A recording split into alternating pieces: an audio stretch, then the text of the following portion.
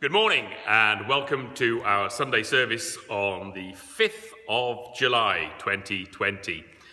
You probably know this by now, but if you don't, then let me tell you there are two videos for today. There is this one, which is the reading and the reflection, and there is another one, which is the prayers and the communion. And of course, you can do just one or the other. You can do them in any order if you do choose to do them both.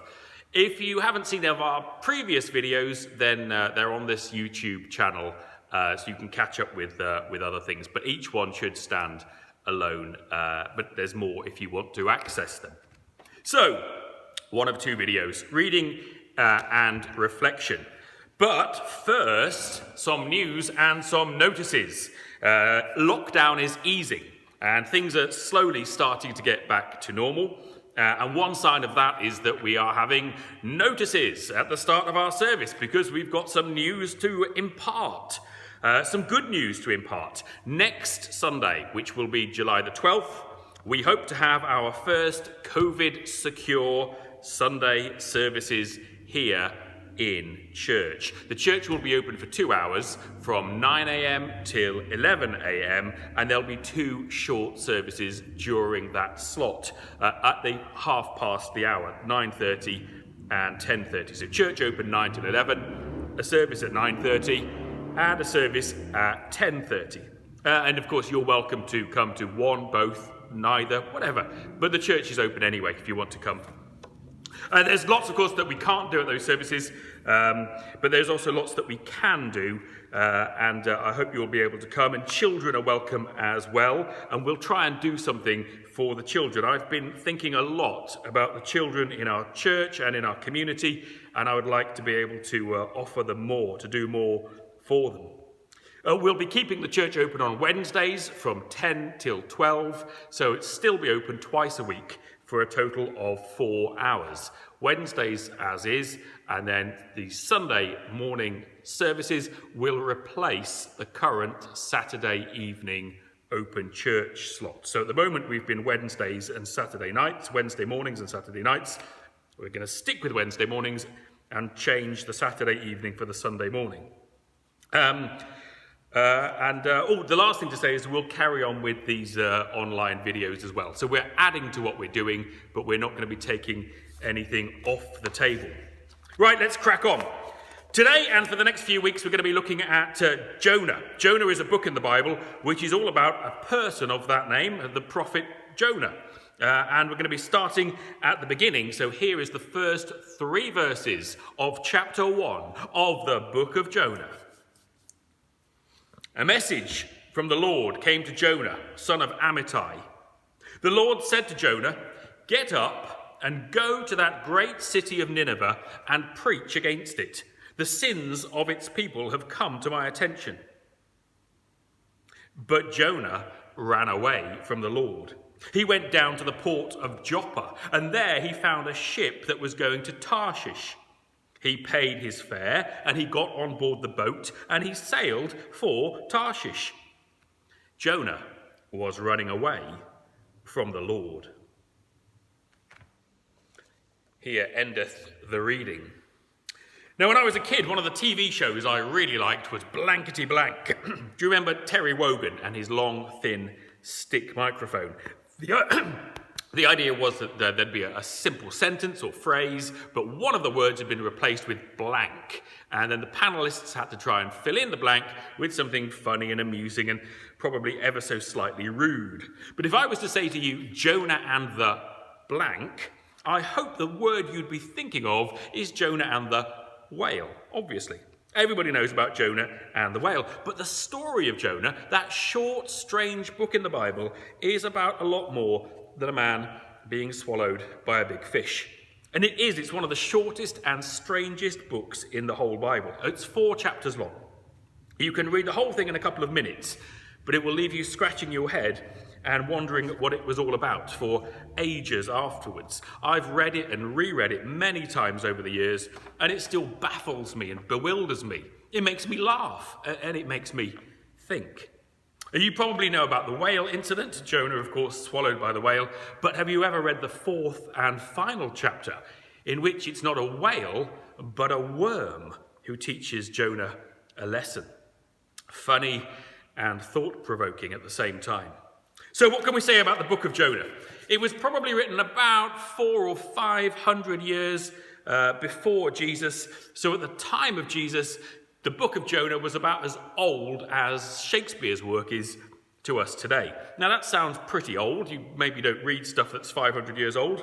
But compared with the other books in the Old Testament, it's a fairly later version, a fairly later addition. We know that Jesus and the people he lived among were very familiar with the story of Jonah because Jesus mentions it several times, and he assumes that they know what he is referring to. And Jonah himself, the man Jonah, is what theologians call a type of Christ, a type. That means he's a sort of forerunner or foreshadowing of Jesus, a kind of living prediction or an embodied prophecy of the coming Messiah.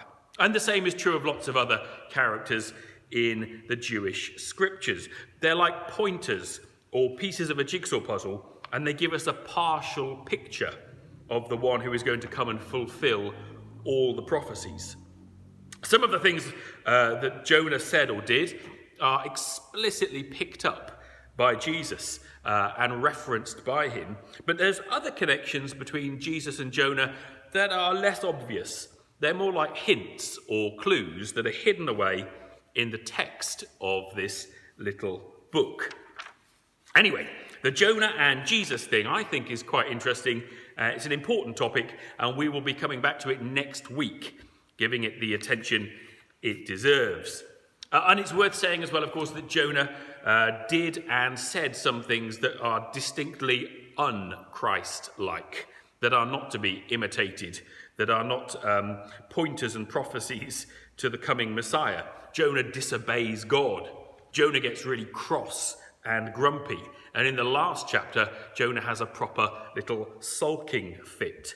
Anyway, more on Jesus and Jonah next week. The second thing that you probably don't know, in fact, I did not know this until yesterday. Maybe you do. I'm going to bet you £100 you don't know this because, well, don't you're all going to say now, aren't you? Oh, I knew. Oh, Vicar, I knew that. Yeah, PayPal details.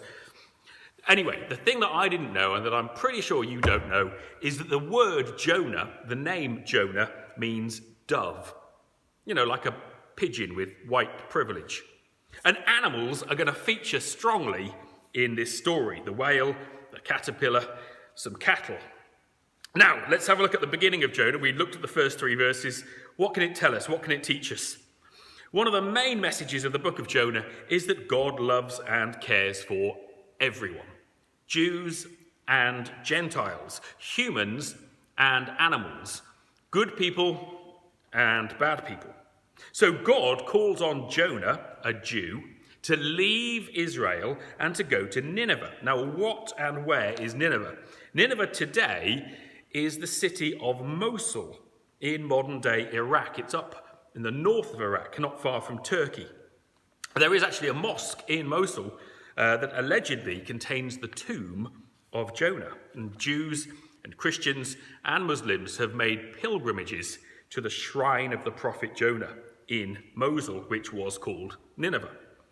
Now, at that time, though, go back to Jonah's time, Nineveh was the capital city of the mighty Assyrian Empire. And Assyria was the enemy of Israel. So God is calling Jonah to go to a foreign country, not just a foreign country, but a hostile superpower state. And Jonah's job is to warn them to turn from their wicked ways, or God is going to destroy their city. Now that begs the question, how bad was Nineveh? Right at the start of the book, God says to Jonah, "Go to Nineveh, Jonah, because the awful smell from all their terrible evil has risen up and reached my nostrils." Nineveh stinks to high heaven. It's a great image, and it's one that's common in the Bible. Our words and our deeds, whether good or bad, go up like smoke to God, and God can smell us. Are our lives a pleasant perfume, like incense, or are they the stench of rotting rubbish? Apparently, the vicarage where I live was once a tyre dump. Lots of old car tyres. And sometimes older residents will tell me about the times it used to catch fire and there was the awful smell of burning rubber that would spread for miles around. And here we can kind of have a pun in English, a bit of a joke. We could say God knows through his nose. God knows through his nose. George Orwell called it the sniff test. How do you smell to God? Well, Nineveh smelled bad, and God had had enough. So he sent Jonah to warn them, to tell them to change their ways and their socks. But Jonah did not want to go, and maybe you can see why. Maybe Jonah was scared, or maybe he actually wanted God to fall on them from a great height. But either way, Jonah is not keen on the assignment. So instead of going east from Israel to Iraq, he went in the opposite direction, west across the Mediterranean Sea. He gets on a boat and he sails to Tarshish. Now, Nineveh is in Iraq, as it is today, and Tarshish was probably in Spain or Italy. Now, if I had to choose between going to Iraq or Spain, Italy, well, I'm going to choose the latter. I think I can see why Jonah thought that that was a better option. But the reason God was sending Jonah to Nineveh is because God does not want to have to destroy that city. God does not like being angry, and he hates having to punish people for their sins. So he's giving Nineveh a chance to change, an opportunity to turn from their sin and escape from his wrath. And this tells us a few things about God. First, God is just and fair, but he's also kind and merciful. God will always accept an apology, and he is always ready to forgive. God gives us plenty of warning and time to turn around. Now, God could just be only fair and righteous and holy. God's got a perfect sense of right and wrong, and he could deal with us with implacable justice. And if God was like that, we couldn't really complain. Fair is fair after all. Or God could, on the other hand, just ignore sin and overlook sin and allow evil to flourish unchecked. Of course, that second option would mean that God wouldn't care about good and bad. It would mean that the universe was no longer moral.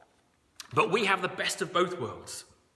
God does care, and he is the impartial judge of all, but he is also patient and gracious and generous. So God is sending Jonah to Nineveh to warn them that he's putting them on notice and to urge them to repent before they get what they deserve. The other thing to say is that I think this is the only time in the whole Bible that Yahweh, the God of Israel, sends a prophet to a foreign country. Now, God has a unique relationship with the Jews. He's given them the promised land, he treats them as his special children, he's given them his laws, and consequently he has higher expectations of them than he does for other people. If the Jews obey him and keep his commands, then they will be the most blessed people on earth, peaceful and prosperous. But if they don't, they will be the most severely punished.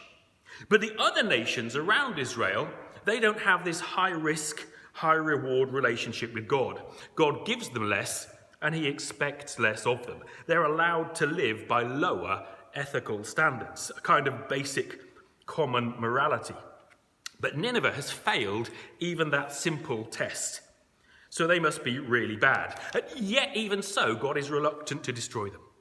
So God sends Jonah to these pagans, hoping they will heed his warnings and come back on track. And it's a pretty wide track, remember. This isn't like the narrow path that Israel has to walk. However, Jonah tries to thwart God's plans by jumping on ship and sailing away on a boat in the opposite direction. Now, what happens next? There's a storm, there's a whale, there's a second chance for Jonah, and then there's a caterpillar and a very odd ending to our story. And all of that's coming next week. Stay tuned for the next exciting episode. Remember, we're back in church next Sunday between 9 and 11 with a service at 9:30 and 10:30. I hope you can make it. God bless you.